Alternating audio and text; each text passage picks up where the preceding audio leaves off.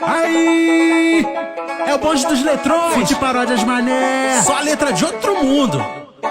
Foi de letra a pintura que rolou no domingão, uma tacada de sinuca com 2000 de precisão. O Lamela foi o brabo e na letra ele é o terror. Deixa os goleirinhos dodói com esse truque arrasador. Mas o truque é antigo e tem muito apoiador. Faz um X com as suas pernas e dá um bico lá no gol.